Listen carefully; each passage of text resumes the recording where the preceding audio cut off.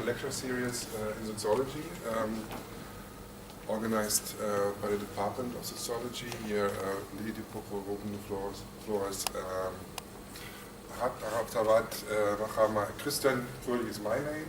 So we had a lot of interesting sessions already this year, and I'm more than glad here to introduce to you our it's actually last lecture this year, this actual year. Martin Reeskens from Tilburg University. Tilburg is here via Erasmus Plus Teaching Exchange, and we took the opportunity also to invite him to our lecture series. Tim is from Belgium, although now he teaches at the University of Tilburg, which is in the Netherlands, but he did his master's in Brussels and his PhD at Leuven University. His research interests and the focus is on social cohesion and social solidarity. He teaches in our master program Comparative Social Research recently now for the next 2 weeks a course on social capital. So those are the big topics of Tim. I'm very glad now the next 45-50 minutes we are all yours. The floor is to you, please. Well, thank you, Christian, for the invitation, and also the nice people at the department for being so welcoming for me. I'm Tim, as Christian already said. I work at Tilburg University in the Netherlands, in the south of the Netherlands. But indeed, I'm Belgian, and the thing with me giving a presentation, when I'm invited for a presentation, and maybe that's not a good thing to say in the camera, but when I'm invited for a presentation, I always take chocolates along, so Belgian chocolates. So I know the box is really at the back of the room. But if there are some chocolates left, well, feel free to take one. So today I'm going to talk about immigration and the welfare state, support for the welfare state. It's actually a combination of two papers, two projects that I worked on. One paper is together with Matthew Wright, who's at American University, and the other one is with Tom van der Meer, who is at the University of Amsterdam. Both are at the political science departments. I'm at the sociology department. But yeah, I think combination of these two forces is really good to enhance social science research. If I'm not visible at the rear of the room, please let me know, and I will try either to speak louder or to do some karaoke. Yeah, or do some karaoke in the microphone. The thing is that I also like to walk around a bit to keep the camera guy a bit working, as well as keep myself a bit fit, so I hope it doesn't bother too much. Anyway, I'm a comparative social scientist, so I like to look at topics of social capital, national identity, support for the welfare state. But when you talk about the welfare state, then we do know that in Europe you have these large houses, these large conglomerates called the welfare state. The institutionalized solidarity to make sure that people are actually provided for in case a social risk actually occurs to them. And as you can see over here, this older guy in the wheelchair is being walked to the welfare state. He is in need. He needs the support to pay for instance, the wheelchair, but also for medical expenses and also for retirement.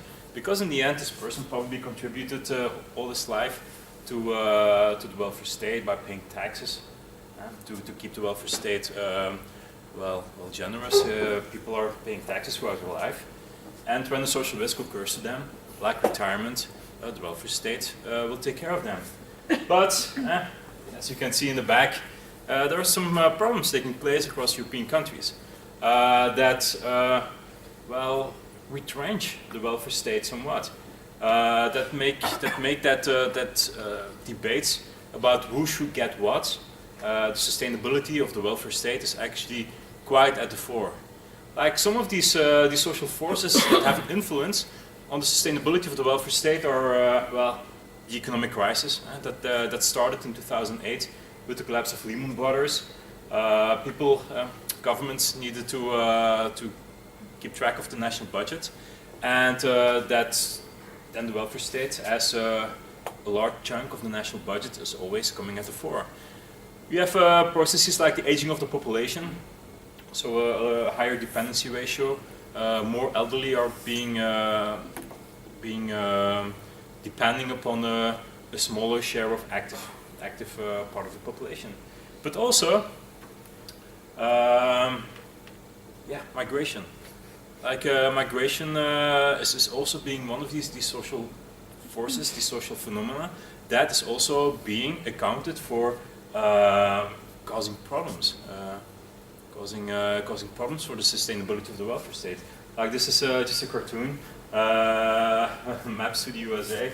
USA keep out. Well, the idea is that that migrants come to the US. I mean, we have this Donald Trump, as you name him here in Russia. I noticed they Donald Trump, with an A, quite interesting. But the idea that that a lot of migrants come to the USA, migrate to America, because of their generous welfare provision, whatever generous welfare provision is in the case of a liberal welfare state as America. But the idea is that, well, also in Europe, is that migrants actually take out more from the welfare state than they actually contribute to it. And this idea lives among public opinion. The idea that migrants actually take out more from the welfare state than they contribute. So this might also have a negative bearing on the sustainability of the welfare state. Because in the end, if so many people, so many Europeans think that migrants take out more than they actually contribute, then the support, the social legitimacy of the welfare state might be in danger. Similarly, and I find this cartoon quite nice because I mean, when I walked close to Kitagorod, I also saw some snow, and well, we're in Moscow, quite chill, so a lot of snow, and well, I haven't seen some yellow snow, but the idea is that well, there might be some diversity also in snow, and confronted with diversity, this is the whole idea put forward by Robert Putnam, that people are like showing less solidarity at large. People behave like a turtle. When people behave like a turtle, they show less solidarity. If people show less solidarity, if they are less inclined to support an institutionalized and government-supported system of redistribution, well, then of course the welfare state might be in danger too. So there are various mechanisms actually that cause that that the welfare state might be in danger, and this approach is also in the scientific literature and the political and social science literature being somewhat captured by the idea of the new liberal or the progressive dilemma. And the idea is that, well, especially political parties at the left, social democratic parties, they are somewhat confronted with this dilemma. On the one hand, they are for inclusive policies. They are for inclusive, they're for a generous welfare state, like a welfare state that supports everyone in times of need. But at the same time, they also propagate, they're also defending like inclusive migration policies. They're welcoming immigrants because they, in the end, they favor individual human rights. On the other hand, they also are in favor of social welfare redistribution, and that often conflicts, especially when you look at the electorate. The electorates, often like lower educated, they are in favor of a generous welfare state, but at the same time, because of cultural arguments, they are also not really in favor of migration. So they are quite confronted with this welfare chauvinist idea.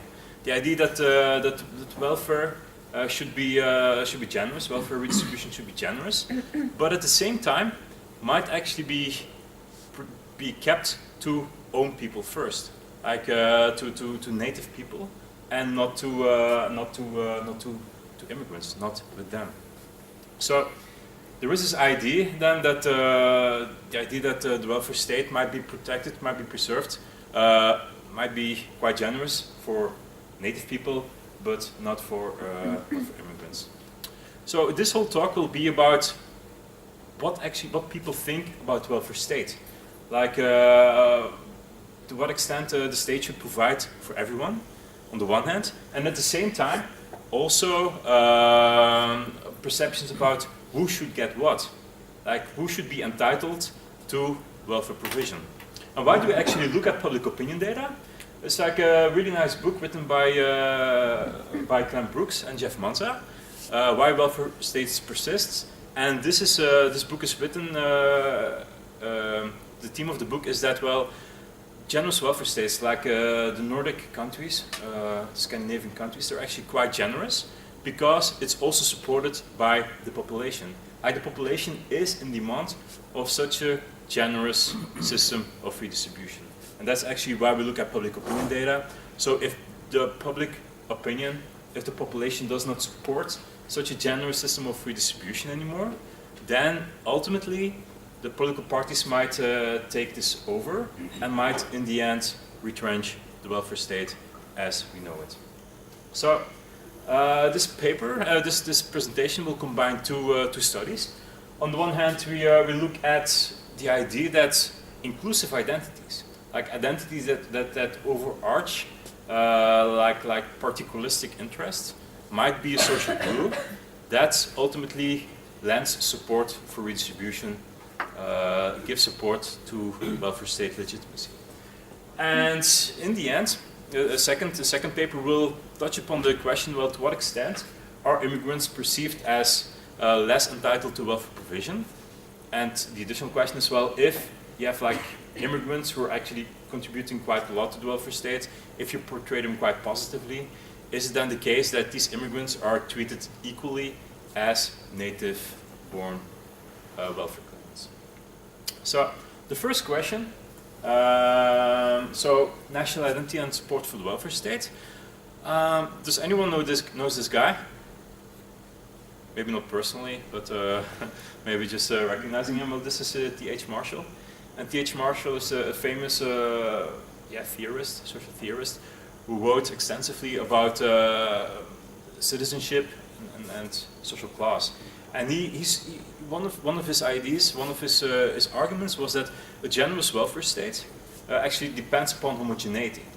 Like it's really difficult to sustain like welfare redistribution in a society where there's a lot of fragmentation taking place.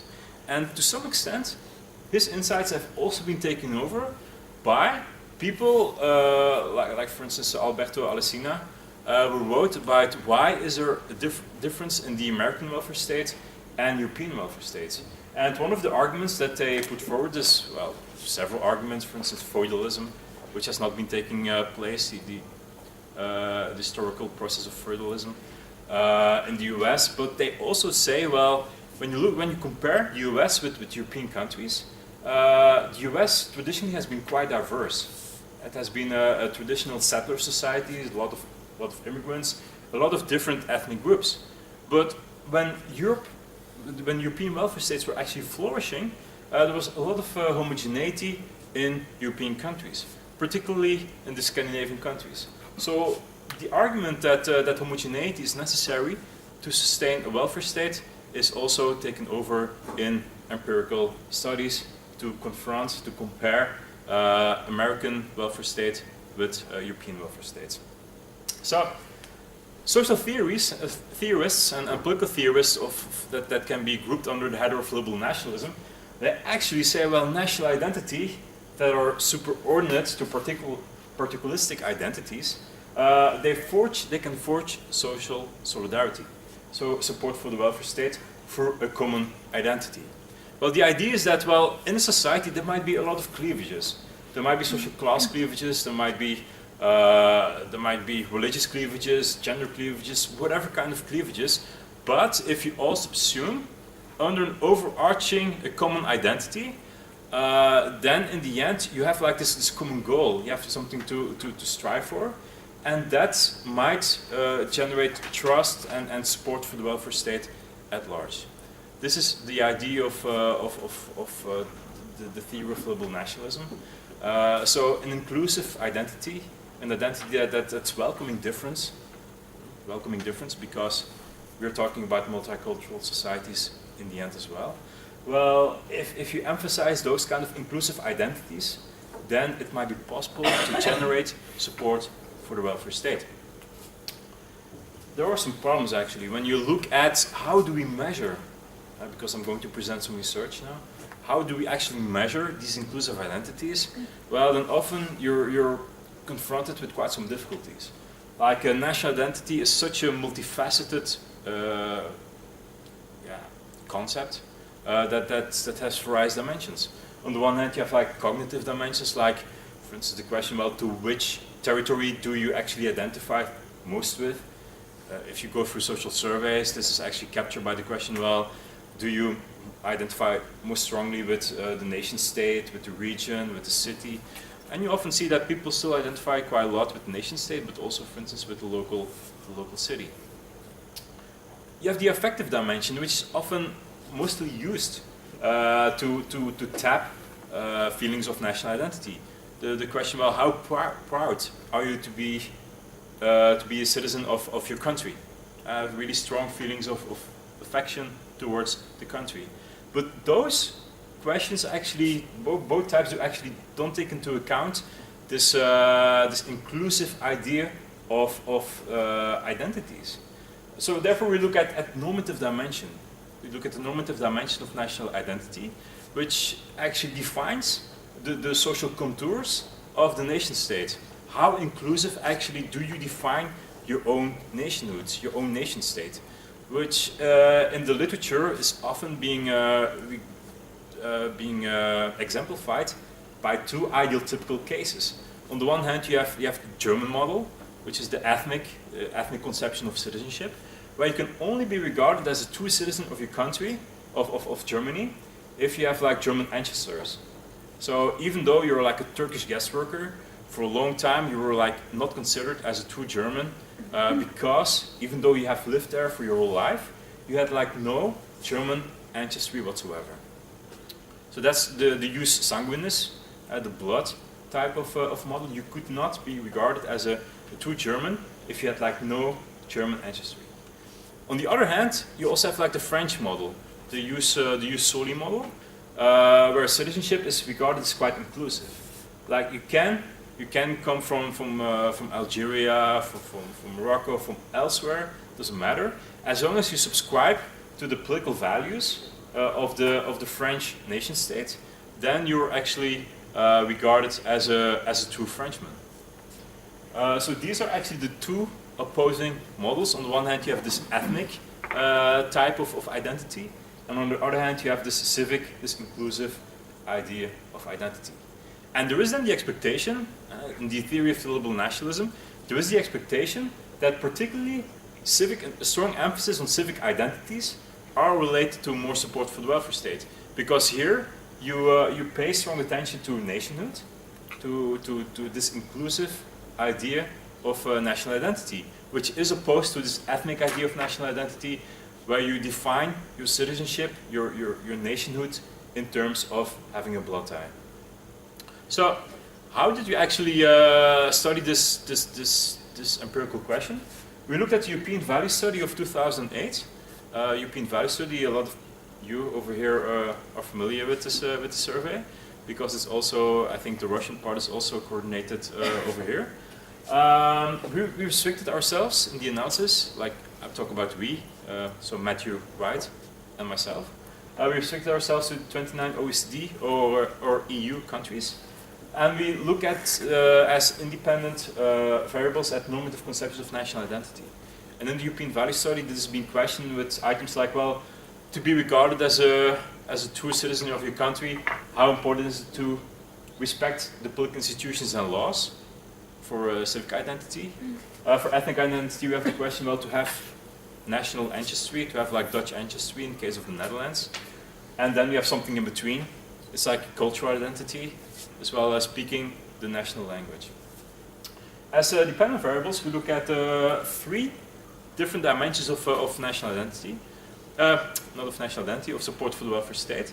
On the one hand, we talk about the principle of equality, so the question whether incomes should be made more equal. We also look at the role of government, so the question whether the government should provide for everyone. And then also this tricky one, namely, we have called it welfare chauvinism, is not really the best concept, but it's the idea that immigrants are actually a strain for the welfare state. So on the other hand, we have like two strong support for the welfare state items. So the higher the value, the more support is actually being given to the welfare state. And then we have like welfare chauvinism. So a high value here indicates that people perceive immigration actually as a strain for the welfare state. And we have performed multi-level analysis. We control for the usual suspects at the individual level, like age, gender, education, income, and so forth. So what are the results actually of our study? These are our three dependent variables: principle of equality, role of government, and welfare chauvinism. So we had the expectation, or according to this theory of liberal nationalism, that civic identities were actually supposed to be like positively related to the principle of equality and the role of government. But in fact, we do find that not these civic identities, but rather ethnic identities are positively related to the principle of equality and role of government. So people who strongly put emphasis on having the importance of having ancestry, they are more supportive of the welfare state, which really crosses like this idea of liberal nationalism, because they argue that it should be the opposite. So that's actually the first finding. Ethnic identities are actually positively related to support for the welfare state. The effect parameters are not really that big, but they are positively related to support for the welfare state.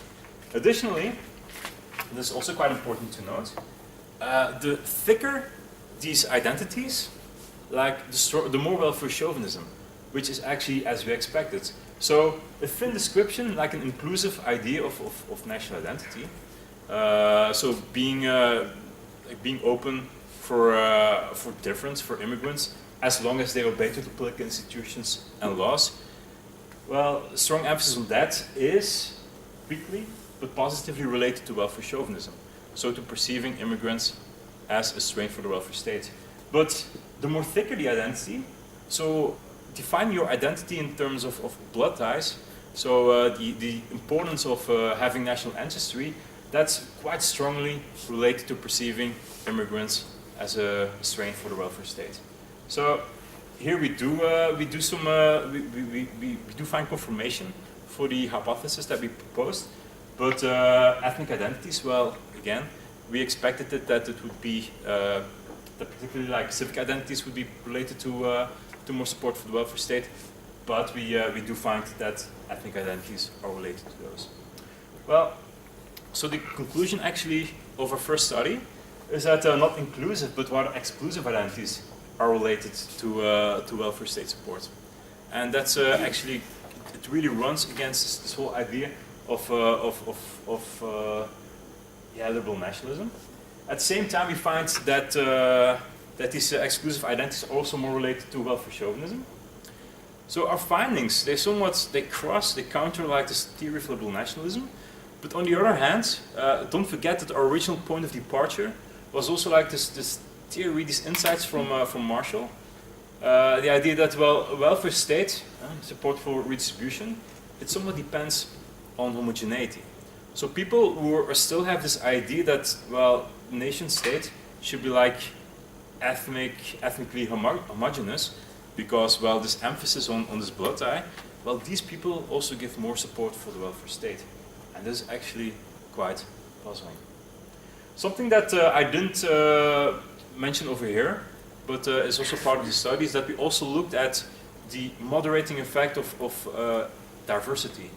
Like, is it the case that that the level of diversity of a country, so the share of foreigners in the country, does it actually influence the effect of national identity on support for the welfare state? We find particularly amplifying, so a strongly positive interaction effect with welfare chauvinism. So in more diverse societies, like putting a strong emphasis on ethnic identities increases welfare chauvinism, so to speak. So that's not really a very nice and decent finding when you talk about the legitimacy of the welfare state in diverse societies in the end. Also not for some politicians. I mean, a lot of politicians, also liberal politicians, social democratic politicians, they also emphasize a lot national identity as a strategy to overcome problems in a society. You had in France, you had le grand débat sur l'identité nationale proposed by Sarkozy, where you have like a strong emphasis on the flag, on the Marseillaise, on symbols, with the idea that if you have this strong overarching French identity, then we might overcome all our divisions in our society. But in the end, it does emphasize identity. It does emphasize who we are, who they are, and this in the end might actually create more problems than it actually solves. I'm talking too much. The second study then is about welfare deservingness. So who actually should get what, and under what circumstances? So immigrants of all social risk groups, like the unemployed, the sick and disabled, pensioners, of all these social groups, immigrants are perceived as the least deserving social risk category. But actually the question of why this is the case is not really studied in detail. Is it the case of their ethnicity? Or is it the case that because they accumulate like negative attributes? Like if for instance negative attributes, if you're an immigrant, then you have not contributed to the welfare state for all your life. Like for instance you came here when you were 20, now you might be 40, but you came here when you were 20 as a student, then you stayed. So you might, well maybe it's a bad example because when you came as a student, of course students not necessarily start paying taxes at the beginning. But for instance, it might be possible that you came in as a 40-year, now you're 50, so you have not contributed when you were 20, from when you were 20 to when you were 40. So people might perceive, well, you haven't contributed to the welfare state for a long time. So why, in the end, should you receive similar welfare contributions as people that generated, contributed to the generation of welfare all their life? So there might be some other attributes that are associated with being an immigrant that might cause why immigrants are perceived as least deserving welfare category. And then, of course, similar, I mean, the follow-up question, well, if you have like a very positive immigrant, like an immigrant who has like worked continuously, paid taxes continuously, is quite motivated to go back to work, because we talk about unemployment, support for unemployment provision in this case. Is this immigrant being treated equally as a native welfare claimant, an unemployed welfare claimant? So when we talk about welfare deservingness, so why people should get, which people under what conditions should receive welfare provision, we often talk about these deservingness criteria. We talk about control. So having control over your own social risk. So in case of unemployment provision, if you have been fired because of, for instance, a company reorganization, often it's taking place like that, it's falling without of your control. You have no control whatsoever over a restructuring of your company. But if you get fired because for instance, a poor work ethos, well, people might say, well, you deserved it. You went to work, for instance, being drunk or were at your office and you did not do a thing. So if you then fall without a job, it's your own fault. You should not receive unemployment provision whatsoever. Attitude. The idea is that if you have a positive attitude, if you show a positive attitude for receiving welfare provision, then these groups that give a lot of that show a lot of thankfulness, well, these people also are regarded as deserving of more welfare provision. Like in the textbook example is the elderly. Like elderly are normally quite thankful and grateful for the support that they receive. So people are also quite likely to support a system of free distribution, like a retirement system. Reciprocity. It's the idea that I already mentioned before. If you pay taxes like all your life, if you work continuously and you pay continuously taxes, then people in the end will also say, well, yeah, this should receive like an unemployment provision, because all his life, or most of his working age, he worked, or she worked, and paid taxes. So why should we oppose like giving unemployment provision to this person? He paid the whole time. Identity, that's the one of these items central in our paper. The idea is that, well, as cultural distance increases, so the more cultural distant the immigrant group, for instance, the more support, the less support actually that's being given. So the homophily argument, people like to flock together with people similar to them. If you're like culturally a distant group, then the idea is that that less support is actually being given. And last but not least, the need argument.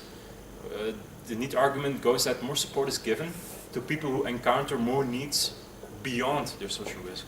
So you might have become unemployed, but if you have, for instance, like a small, if you had a low income, and you have, for instance, a large family, so the idea in the Dutch welfare state, it is a case that you receive 70% of your latest income.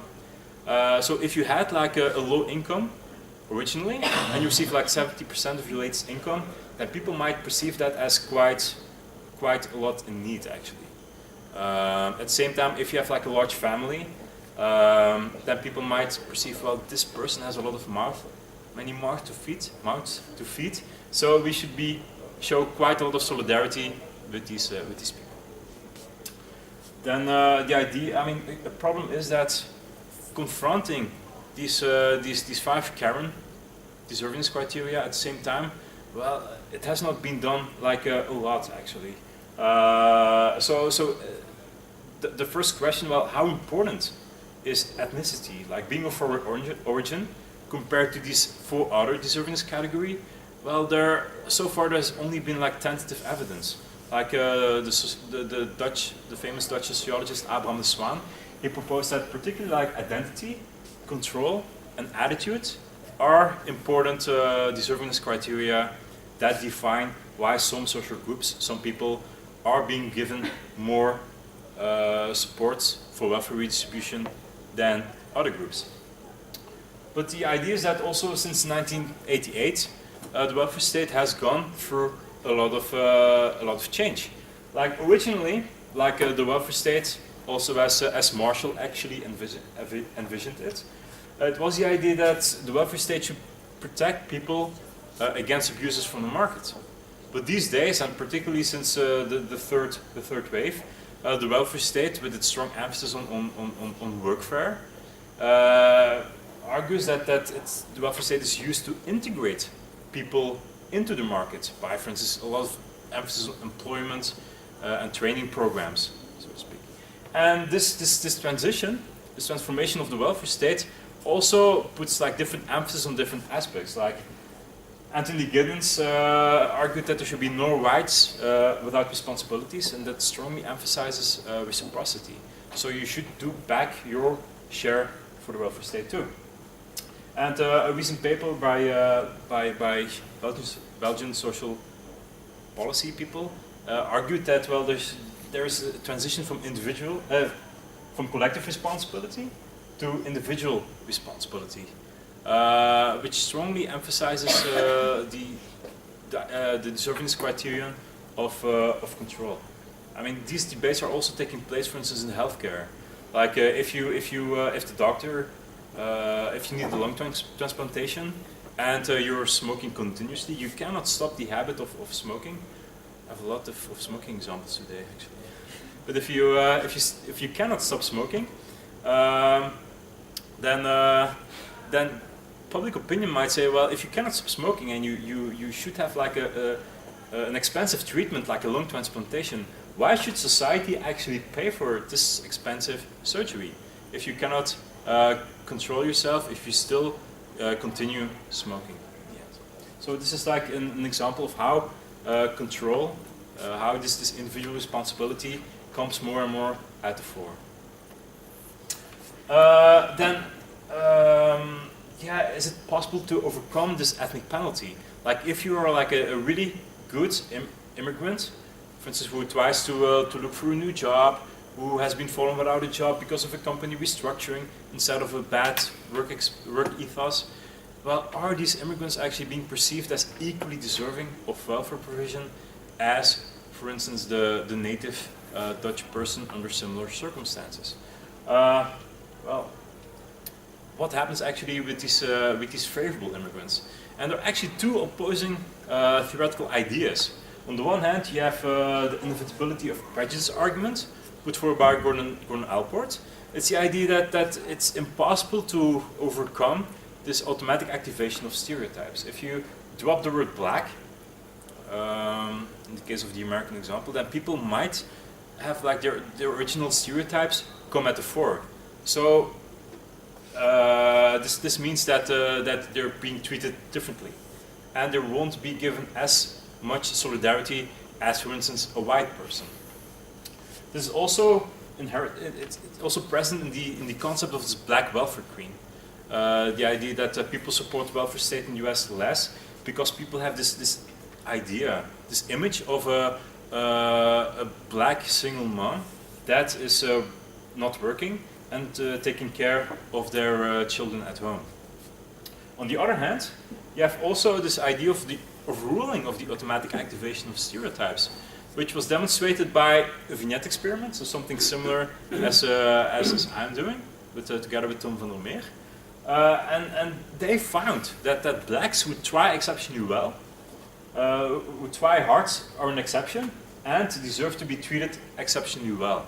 So if you present people with an image of a black person who's actually trying to do a lot to reintegrate in the labor market, for instance, or try to behave positively, then people also perceive this person as an exception, and this overrules this automatic activation of the black stereotype. The problem is that in their study, they used, for instance, the attribute black, and here it was quite shown that this overrules the automatic activation of stereotypes. But they did not find a similar effect for the prime, for the attribute of immigrants.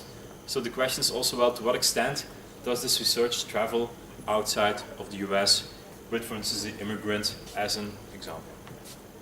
So, what we do? We conducted like a large-scale vignette experiment, and probably not all of you are familiar with this kind of method. So I will show an example later on. The thing is that we had access to like an online panel of 23,000 Dutch people, and well, maybe you have also taken part of like a vignette experiment yourself. The thing is that it's quite a popular method among social psychologists. So maybe you have been part of this kind of data collection, but these people of the online panel, they have never been taken part in such a study. So they have never been primed, and this also one of the consequences was that we also received like an official complaint at the Discrimination Outline. It's an opt-in panel, so it's not representative, not completely representative, but it's being shown that there's like a bit more males in the sample than according to the according to the Dutch population. It's also a bit more higher educated, but still it's quite usable for this kind of research question. We have like complete randomization because we have like several of these deservingness criteria that we propose in a small text where we describe an immigrant. And we randomize all these characteristics of immigrants within a vignette, and all these vignettes are actually being randomized between respondents. So everything is randomized, which makes that a respondent has like equal chance to receive like a completely randomized vignette, so to speak. So there's like no kind of guidance or so taking place. So this was actually the dependent variable. So like in the Netherlands, we have like a small introductory question. Like in the Netherlands, the unemployed receive 70% of the latest income after having been laid off. The government wants to reform the unemployment provisions. In which situation do you think the unemployed should be granted unemployment benefits? Then we had our little story. And then we give them like response categories like should receive more than 70% of a status income, 70%, which is the status quo, less than 70%, or like should not be entitled to unemployment provision whatsoever. And I will give like 2 examples of vignettes that we proposed. Like this is the most favorable vignette. So this is the control condition, like Daan. Like Daan is native Dutch, so identity quite similar, quite close. 56-year-old man, 56, quite simple. First hand, a lot of needs, because elderly they might accumulate already like some medical problems. At the same time, this person contributed a lot to the welfare state. So people might also perceive this person as quite likely. He's married and has 4 children, so a lot of people, a lot of mouth to feed, so quite in need. He has been employed continuously, so reciprocity quite high. He made continuous contributions to the welfare state. He worked as a tiler, so all the blue things are actually, they're being constant. So they're constant across all the vignettes. His monthly net income was 1,100 euro netto, quite low, so a lot of needs. Fired because of a company reorganization, so beyond his own control, and is currently on unemployment benefits. After 5 months, he combines job seeking and voluntary work. So also the idea that a positive attitude, because in the end you're not only job seeking, but you also want to do something back to society by doing some voluntary work, which is really positive attitude. So this should be the most positive vignette. And now we have the most negative vignette, which also led to an official complaint to the Discrimination Outline. So Mullah from Afghanistan, so a quite culturally distant country than the Netherlands, so a Muslim country, is a 31-year-old man, so quite young, not so much in need, not contributed to the welfare state for such a long time. Then we have like 2 items that are specific for like immigrants. On the one hand, he arrived in the Netherlands 5 years ago. We also have like 12 years ago. The idea is that the more recent you arrived, the less integrated you are. So more culturally distant. He arrived out of economic considerations. The idea is that economic migrants are actually, they have their migration choice within their control. Like political refugees, on the other hand, they need to migrate, otherwise their head would be chopped off, so to speak, or they would go to jail. But if you're an economic migrant, people might say, well, if you fall without a job, then you should go back to your country. Childless, so not much need. More without a job, so not being contributed to welfare state a lot. He's had a higher income compared to the previous person, so not much need. Unfavorable work attitudes, so this control, the unemployment was within his control, and he stopped looking for a job. So also reciprocity-wise and attitude-wise, this person's not doing so well. So what are actually the findings of our study? To what extent does this identity criterion actually play out? But for Daan,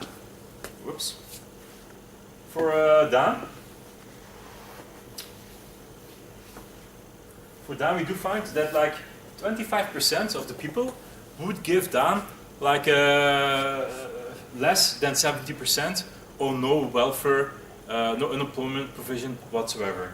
In case of these 4 other type of immigrants, like for instance Riza from Kosovo or Aaron from Suriname.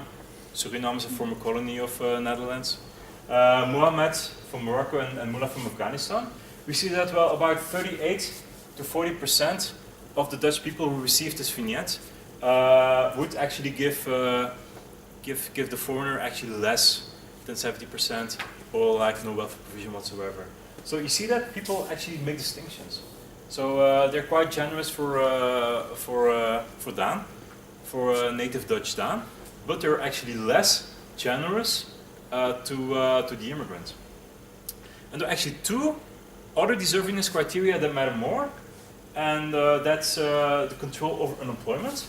Like if you are fired because of a company reorganization, then like almost 80% says, yeah, this person should receive like 70% or more.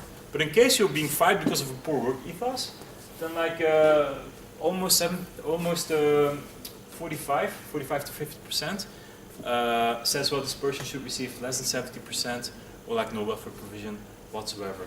So there's like also like a strong difference between these, well, the control over unemployment. But there's like more taking place here for attitudes towards labor market reintegration, as well as the reciprocity criterion. So if you are not looking for a new job, so if you don't take the effort to go back to find a new job, then like 60% would give you less than 70% of your latest income or no welfare provision whatsoever. But if you are job seeking, or you compare it with, or if you combine it with doing voluntary work, then actually like 80%, almost 80% says, well, this person should actually receive 70% or more of his latest income. The thing is that if you look at, we want to assess, well, is it the case that positive immigrants can close the gap with native Dutch? Then there's still this wide gap. So even if you are the most positive immigrants, so you combine voluntary work with work seeking, you have been fired because of a company organization, you're quite a lot in need, so you have like maybe a large family and your income is quite low. Well, still there's this similar gap with this native born person that has similar characteristics. So even if you're like a quite likable, according to discernment criteria, quite likable immigrant, then still you're unable to overcome this ethnic penalty. And that brings me to the conclusion of my of the second study and of my presentation. So it seems to be the case that there are like persistent welfare chauvinism taking place, that people do indeed are quite in favor of giving a lot of welfare provision to the native born Daan, and giving the immigrants somewhat less. Should be careful. I mean, as we saw with the identity criteria, it's not the case that they want to exclude the immigrant from welfare provision whatsoever. Like the majority of the people who receive like an immigrant vignette, they're still quite in favor of giving generous welfare provision, unemployment provision with this immigrant. But still people distinguish between immigrants and natives. Important is that all of these criteria that we saw, which matter, like control over unemployment, attitudes towards labor market integration, they are inscribed in the law. You need to look actually for a new job. You may not have been fired because of a poor work ethos. But on the other hand, Article 1 of the Dutch Constitution also says that you should not distinguish between groups, that all shall be treated equally.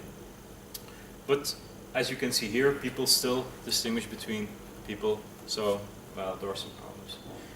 And something else that we found is that it's really difficult to overcome this progressive dilemma. Even though you're a good immigrant, people do still not treat you equally as you're a native person with similar characteristics. Something that we didn't show over here is that this idea, this distinguishing between immigrants and native people is present across all sides of the political spectrum. So extreme right parties, but also like quite liberal and social democratic parties. But it's more outspoken among monocultural parties. So parties who emphasize like homogeneity more. So the overall conclusion of my presentation is that, well, there's a tense relationship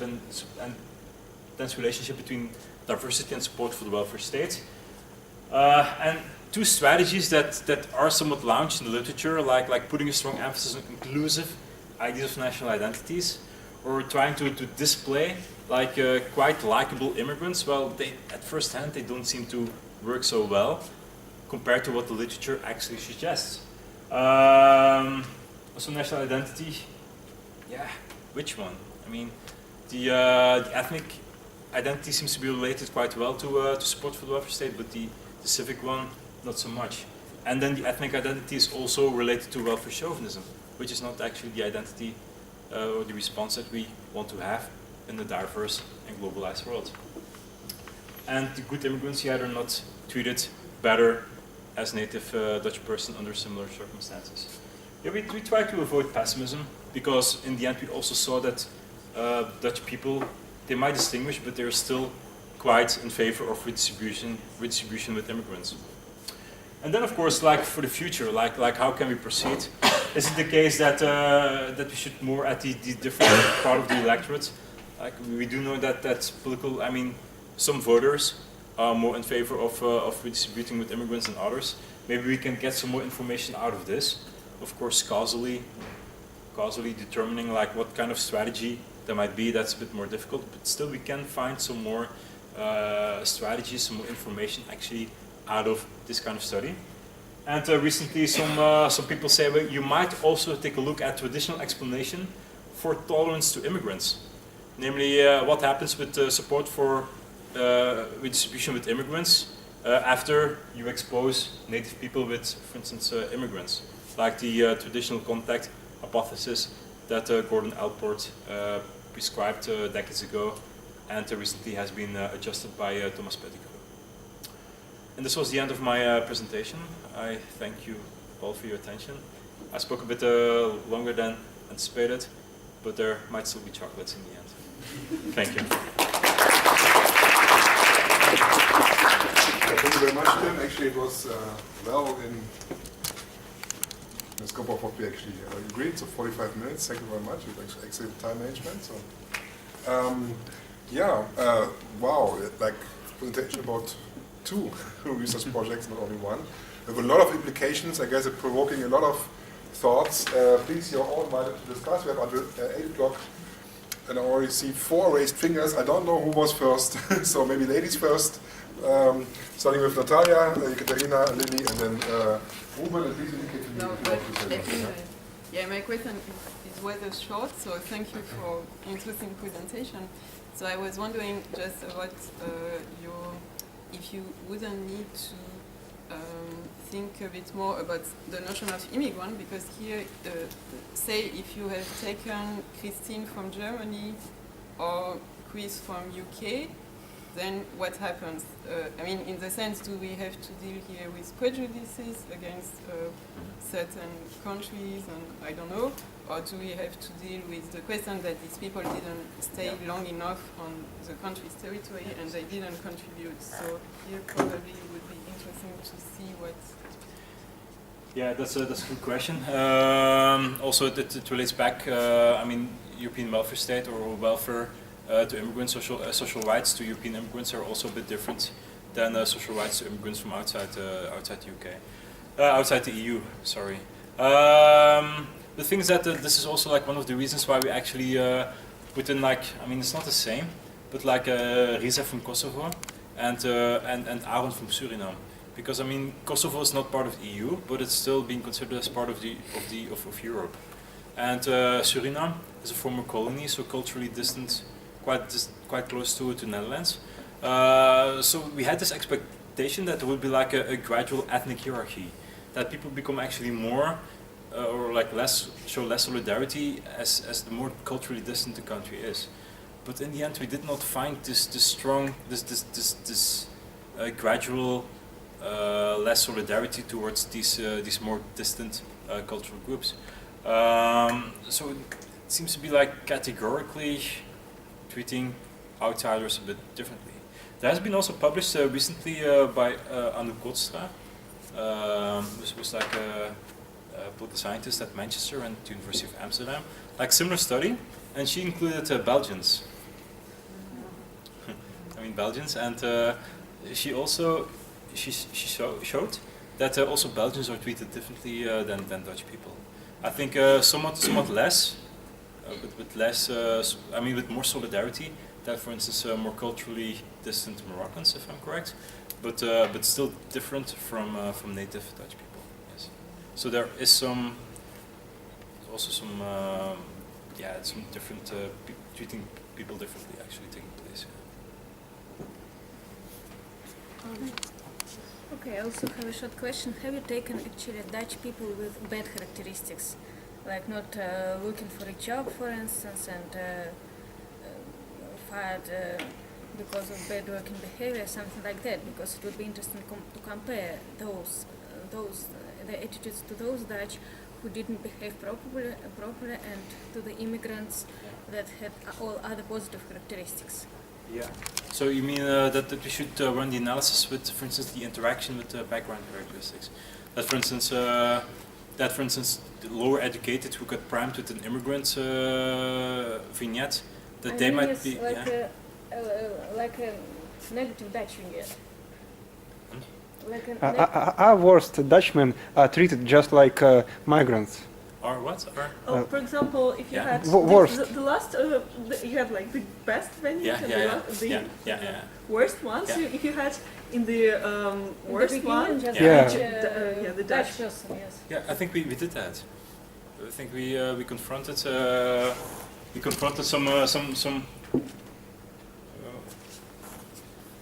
Yeah, we confronted actually some types. Let me do it this way. How many vignettes do you test? How many vignettes? We have like 3,500 combinations. We have like 23,000 respondents. So on average, there are like six Vignettes per person. Yeah. Yeah, it's indeed. It's a bit stretching the data. God, I cannot. Yeah, this one, right? So this is positive attributes for native Dutch, positive attribute for the immigrant, negative attribute for the native Dutch vignette, and negative attribute for the immigrant vignette. So here we collapsed it. So these are like 6 people, 6 respondents. I mean, theoretically, like 6 respondents received this one, and this like 4 times 6, so like 24. But this is like the most extreme cases, of course. But is this what do you have questions about this one? Yeah. Yeah, actually, I partially had also a question on your design because it was like each parameters or 9 parameters in your vignettes changing. So how does that work? And like, which makes it a very interesting piece, but like how to estimate all that like in a valid way. What? We use regression or something. Basically, we start, of course, with just like basic descriptions, like comparison of means. Because also, like if you do these experiments, there's already been this randomization of these attributes within vignette taking place, and this randomization across respondents, of these vignette across respondents. So a lot of these insights are already you already get them from running basic descriptives. And in the end, we also did like logistic regression analysis, where we control for some like basic respondent characteristics, which actually do not influence the findings because perfect randomization actually took place. But how does actually this take place? Well, don't forget that in the end, you're confronting somewhat. Well, in the case of these immigrant, these identity criteria, you're comparing like 5,000 people who got the native vignette, with 5,000 people who got like the Kosovo, the Riza vignette, with 5,000 people who received the Moroccan, the Mohammed vignette. Of course, you have like additional kind of parameters, but you do not actually test them simultaneously. Like this is design where like some of these attributes are actually being combined, and that you have like the most positive combination and then the least positive combination. But you're comparing always in your descriptive like always these response categories. But I do think that we provide like a lot of information. We put like a lot of information in our vignette. So originally, when we designed the study, we had like quite some skeptical colleagues. They said, well, you put like so much information actually in your vignette, like 9 different attributes. I would be surprised, some colleagues say, if you really would find some differences, because it really goes all over. But in the end, we do find like a lot of theoretically supported ideas, like this idea of control of your unemployment, that this matters actually so much. It's also something that was supported by the theory and also by the Dutch law. The fact that, well, if you get fired because you have poor work ethos. Well, this is described by Dutch law, and people actually seem to take over this argument. The same with this reintegration strategy, like the Dutch social law, like unemployment law says, well, if you don't look for a new job, well, you don't get any unemployment provision whatsoever, and the people actually do take this over. And still, we do find also for immigrants the distinction between immigrants and the native-born. But are there any then important intersections between these criteria? We have not actually tested this because in the end, it is possible to test for interactions and intersections between these criteria, but then of course you also need to have like a theoretical argument. And well, we were also thinking about additional papers like that really looks at, for instance, this reintegration strategy, because there's a lot of debate and heated discussion as well about volunteering, how this actually would work out for different groups, so to speak. The next mix will be Lily, and then our colleague. Just short, related to what was said, I was wondering if you could also think of an example of a native Dutch who has actually lived abroad for 20 years and is back since 5 years, in the sense that we understand better whether. But it might be, this person actually, he worked quite a lot, and he's motivated actually to work. So do people actually show some solidarity to this kind of person, even though he migrated actually 5 years ago?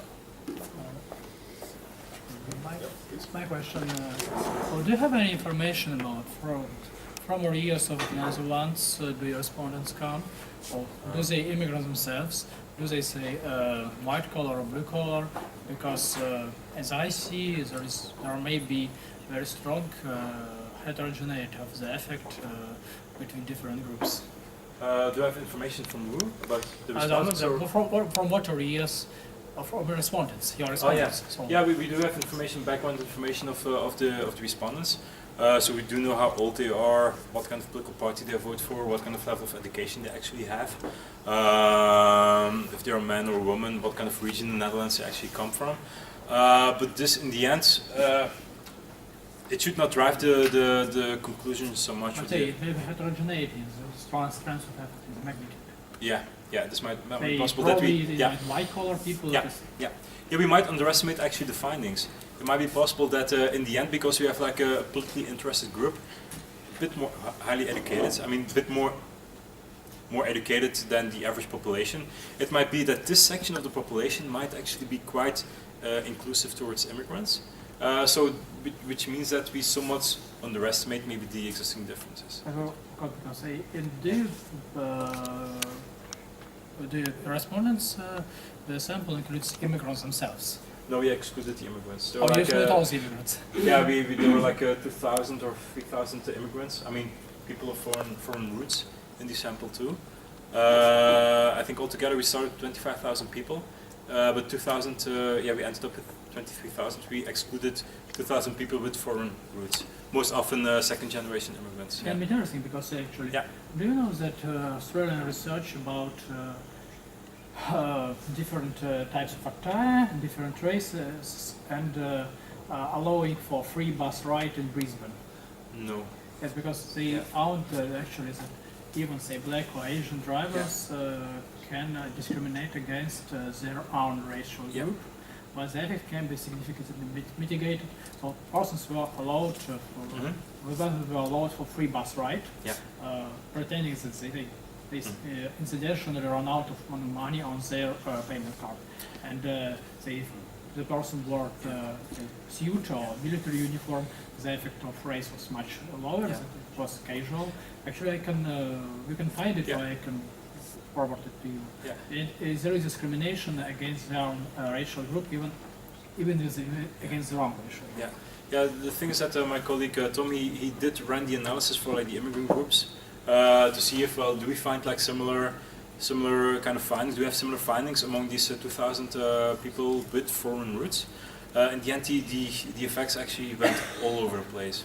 So it's not really consistent findings, which might have actually to do with the fact that we have like these 3,500 combinations, and you have like 2,000 respondents, so it's a bit like stretching the data quite a lot. But yeah, I mean, I completely buy your argument. There's something else that we actually did. So this was actually, respondents received like 2 vignettes. Like, I mean, two descriptions of unemployed people. Like this was the first vignette, like the essential part of our study. But in the second description that we received, it was like equal for all respondents. And that was like a description of an unemployed, likable native person. It was, his name was Bram. And he was quite old, he had like a low income, he was quite favorable. Also like fired because of company reorganization. And the idea is actually to test this Putnam construct theory. Like if you're exposed to diversity, the people show less solidarity with their own in-group too.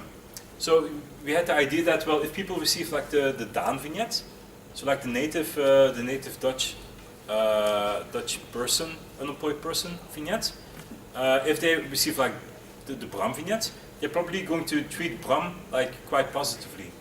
Then, compared to these respondents who received like first an immigrant vignette, and then the unemployed Daan, likable Daan vignette. But the expectation was that the people would treat Bram differently if they first received like the diversity prime, so the immigrant vignette, and this was also the case. The question, well, is does it have to do with this construct theory that people who are exposed to diversity treat also native-born people differently, with less solidarity, or is it just like a carryover effect, like a social desirability, that they don't want to distinguish between likable Bram and the immigrant person, because, well, you should not distinguish between groups, right? Between ethnic groups. The thing is that we have not dug into a lot of detail into the second vignette to see to what extent is this construct theory taking place, or if it's like social desirability in the end. Yeah, actually, I've got a question about the first part. Did you compare the different welfare regimes? Because, like, at least you are expected, like, to Espen Andersen to have 2 types of them. Yes. Yeah. So maybe might also say more. Maybe, unfortunately, the US is not in idea, but it would be maybe the most interesting case where maybe diversity would be mostly tolerated. And where also the distribution is much liberal, right? Yeah. So much lower. At some point, we also looked at the moderating effect of social expenditure, not like at these world of welfare, because I'm not really a strong fan of these classification into world of welfare, because you do see there's actually quite a lot of variation taking place also within these clusters of welfare regimes. Like even like the most typical countries, like for instance Netherlands, which is like really difficult to classify as a social democratic welfare state or like a continental welfare state these days. So I'm not really a big fan of that. But we look at social expenditure per capita, where this actually moderates the effect of national identity on support for the welfare state. I think there was like an interaction effect, but don't ask me like which direction it goes. I think it was also positive. So in countries that spend a lot on social protection, ethnic identities also lead to more welfare chauvinism, because this was what we were interested in as well. So in large welfare states, if I'm correctly, ethnic identities they had a more strong positive effect on welfare chauvinism, so exclusion. But don't pin me down on this, because it's been a really long time since I looked into this. But we did look at the interaction with welfare state types. I mean, not welfare state type, but welfare state characteristics, yes. It seems like you have prepared a lot of theoretical background. You have put a lot of thought into choosing different variables in this vignette, in this mind-boggling intersection of them all. Except for, interestingly, one from my point of view. How did you choose the countries which these people come from? Because you use 2 things, diversity and cultural distance. from my point of view, I'm not Dutch, I might not see it from Dutch eyes. I see a very clear dichotomy, which is called Orientalist dichotomy, where is it Dutch, and then there is a lazy Oriental kind of stereotype coming in, because Kosovo is Eastern Europe, it's also completely Orientalist. So why not choose a more sort of less obviously dichotomous Orientalist image, saying Papua New Guinea, that would be totally culturally distant, Brazilian, very often likable, but also maybe culturally distant, but likable.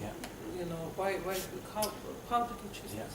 Because we were quite interested also in this vignette of political refugee, like control over your migration. Like the idea is that when you're like an economic migrant and you fall without a job, you get fired, or you get fired because of company reorganization or because of your poor work ethos. People might think, well, you should go back because, well, you migrated because of work opportunities. Now there are like no work opportunities anymore, so you should not be entitled to welfare. You should just go back. Compared to like political refugees who fall without a job.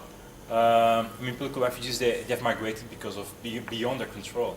Like You mean you have tried to make it sound more realistic because these are the migrants which are there from Suriname, Morocco, and but at the same time you were measuring attitude, so maybe you shouldn't have been more realistic. That's tried to go but more kind of fantastical, but still more measurable variable. Yeah, there's something to say about that.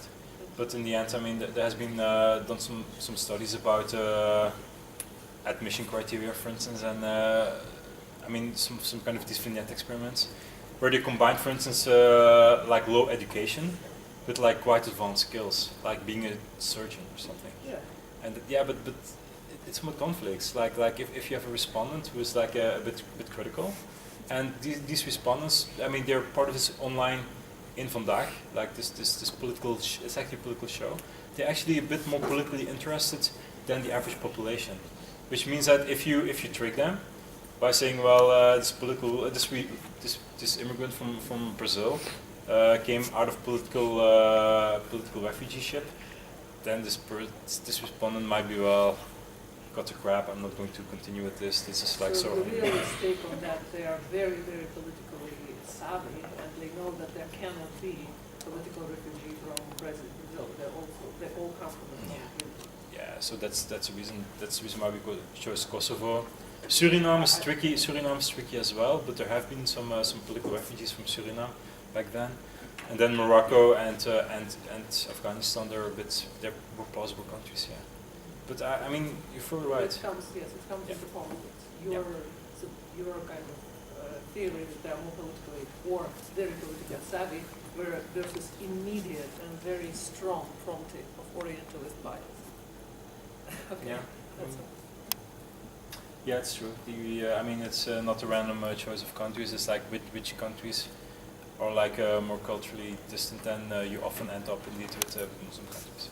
There are countries like Poland that are culturally very close to the Western European countries, but they are still not considered to be their own citizens in the UK. Yeah. They are not considered to be. Poland, we were considering that originally, but the same problem. I mean, it would be interesting if there would be like political refugees from Poland. That's Another question from Mr. Clay?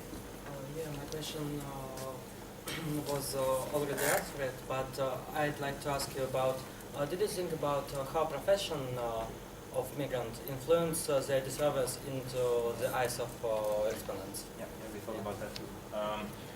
Because I mean, that's also the case with other of these studies who go about admission criteria. Like, who would you like to admit to for instance, the United States? Like a paper by Jens Heimüller and Daniel Hopkins, where they also looked at differences between skill level of the migrants. And of course, if you have like a very good, very high skill level, if you're quite trained, like a surgeon or so, or then people are also like more give you like a higher likelihood to enter the U.S. Like they want to accept you, of course, to the U.S. compared with when you were like chosen plumber. and have like skills that might be competition with like lower educated people in the US. So people seem to distinguish on the basis of skill level.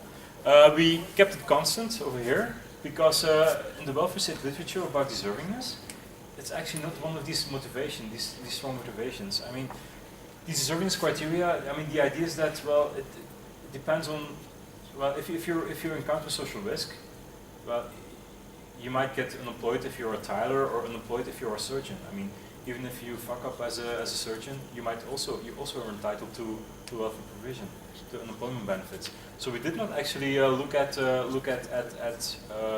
skill level because there was no theoretical reasoning in the welfare state literature that defines that. Well, why should we treat a tiler welfare? I mean, unemployment provision-wise differently from a surgeon, but immigrant-wise. Immigrants with high skill levels, they are perceived as more likable, with less prejudice in general than immigrants with lower skill levels. That's right. Yeah. And also don't forget, I mean, Christian, don't forget that if you have like, we had already like 3,572 combinations or so. If you add like one additional attribute, with for instance like 3 skill levels, then you need to multiply these 3,572 combinations by 3, which gives us like even less statistical power. Yeah. So what?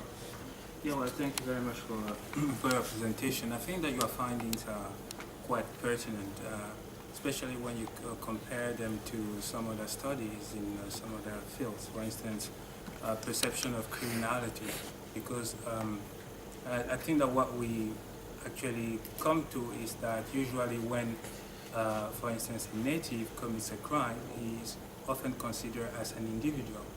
But in general, immigrants are considered as a group. You know, so I think that they kind of correlate quite well with what we've come to.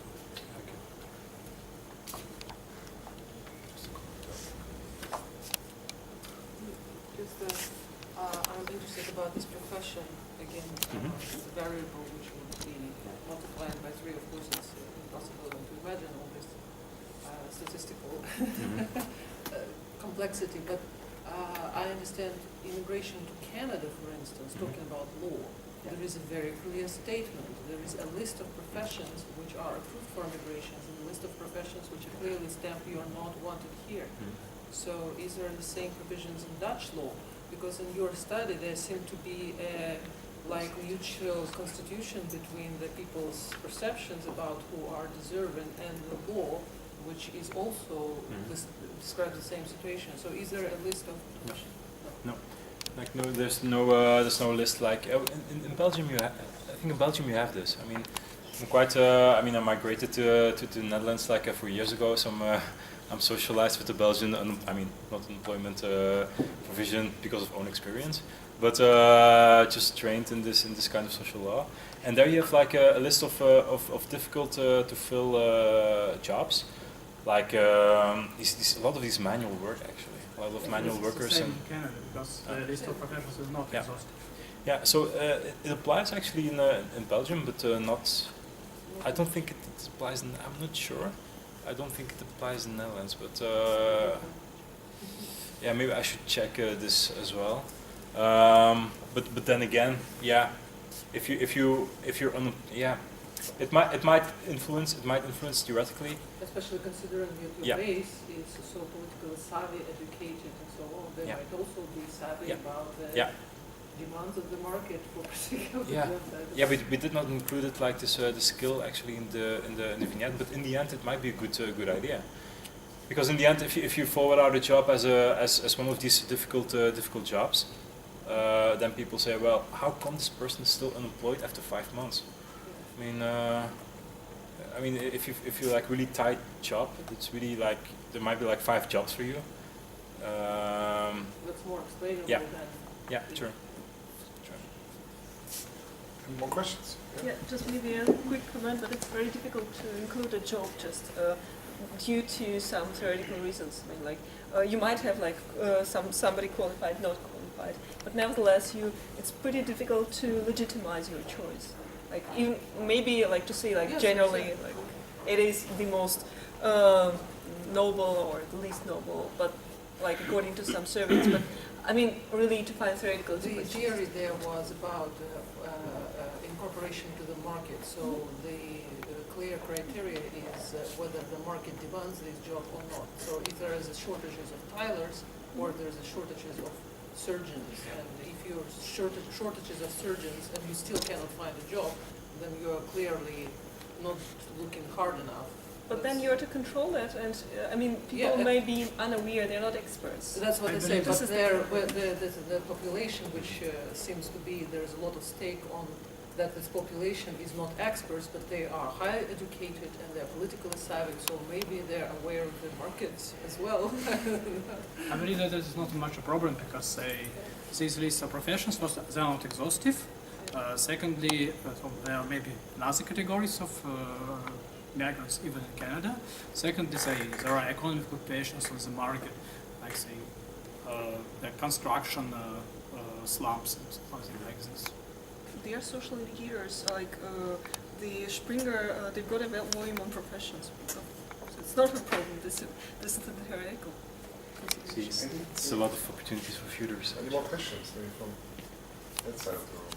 Actually, talking about professions, it would be interesting to frame actually the profession of migrant versus native to some context, like the population aging, Maria from Moldova working as a nurse in a retirement house versus, say, working as a dancer in a strip club and something like this.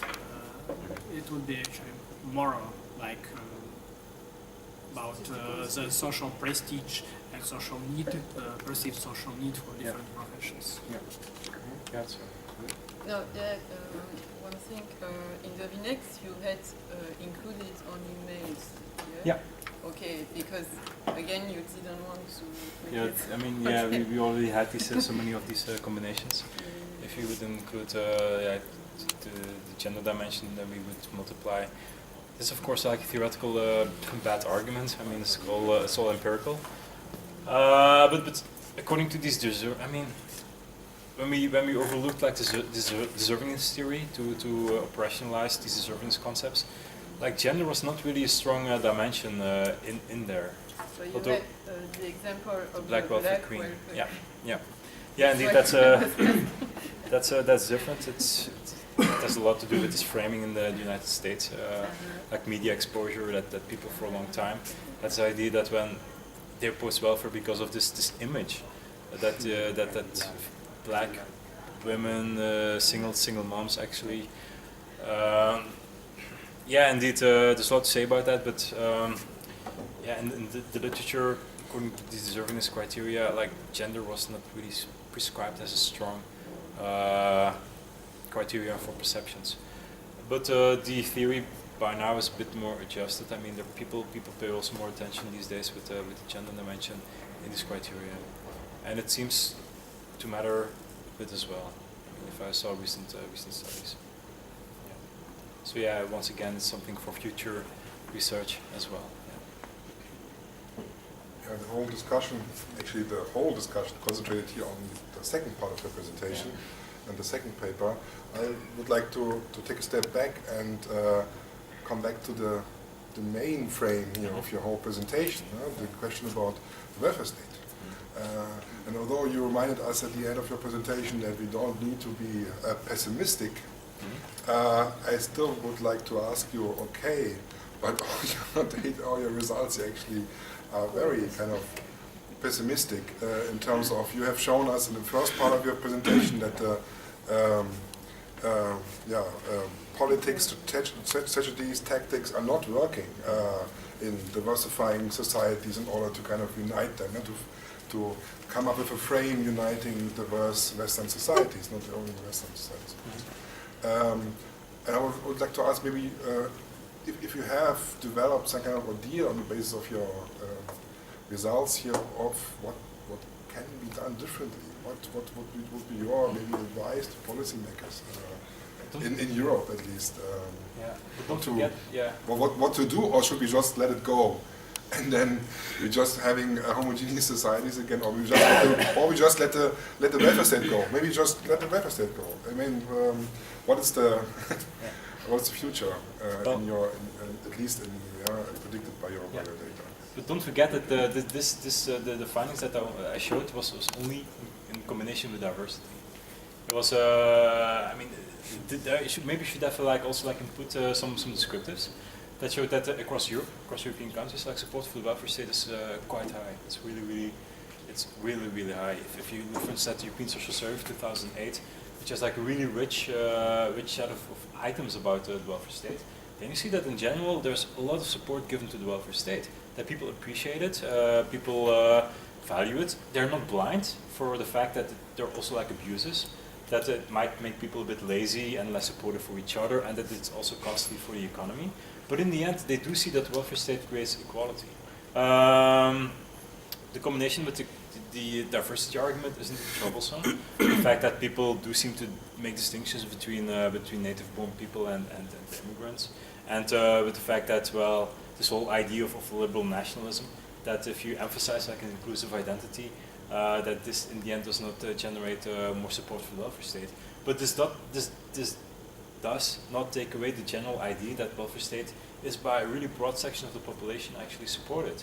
And yeah, I mean, the question is, well, how does it actually change over time? By now, you have the 2016 European Social Survey, which is in the field. In 2008, it was right before the before the economic crisis. Now it's with all bad things coming together, you have still the economic crisis taking place.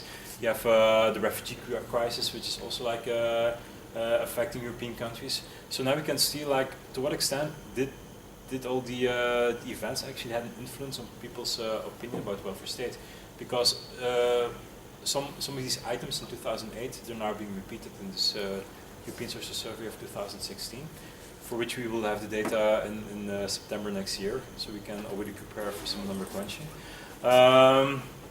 But yeah, to keep the welfare state, sustainable. A lot of these scholars in the welfare state, they say, well, you should invest in the middle class, because if you have the middle class on board, those who pay actually quite a lot of taxes. Because if you're rich, then okay, you pay a lot of taxes, but you also have your system of avoiding taxes by, for instance, going to the Cayman Islands or whatever. If you're poor, well, you don't contribute a lot to the welfare state. You're just quite demanding. So a lot of actually the welfare state legitimacy depends actually on the middle class citizens. So people say, well, to make the welfare state actually quite sustainable, try to invest in the middle class as well. There should be tax systems that are designed in such a way that they're quite, well, I wouldn't say avoiding the middle class, but at least that the middle class does not perceive that the rich guys get all the tax cuts, while the middle class is actually being taxed a lot. Make sure that there are also welfare provisions that target the middle class people as well, like childcare provision, which is a typically middle class kind of welfare policy. So the combination of these, so a tax system that is quite lenient, quite supporting for the middle class, and also benefits, social benefits that are also quite supportive for the middle class. Then you might end up with the most support for the welfare state, with legitimacy for the welfare state, and future for the welfare state. Thanks. That sounded like wonderful last words, but maybe there are last questions. All right, yeah. Well, perhaps a comment about the sustainability of the welfare state, because, back in the 1980s, 1990s, with the period of retrenchment, we thought that the welfare state was going to die. Yeah. In Scandinavia, but it just rebounded. Yeah. So, and then at that time, I think that the main trait was economic globalization, so not even diversity. So I'm quite confident. I think that, and what it seems to be actually very interesting is that people are talking less about the trait of globalization today to the welfare state. Perhaps I don't know about, you know, the financial crisis and so on and so forth. But in my view, I mean, if you take the case of Scandinavia, it's not really something that people worry so much about. You have the far right, for instance, in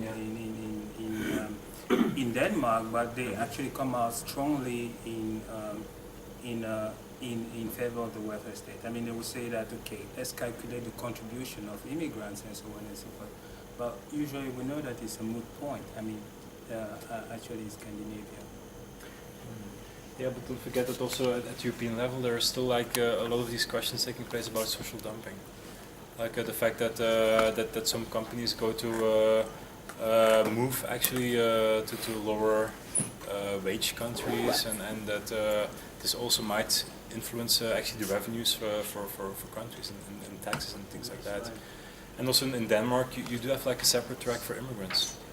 So in Denmark immigrants are actually not treated the same as native people when it comes to social rights. So yeah, I think there are a lot of experiments, also social policy wise. There's so many aspects. Yeah. I mean, productivity, even the tax code, and the economic environment, and so on that comes into that. So. Right, so actually also we are out of time. So thank you very much, Chris. Tim, sorry. Chris is my name, I was just thinking about myself. For this excellent presentation, I think it also was a great discussion. Wonderful final of this year's lecture series.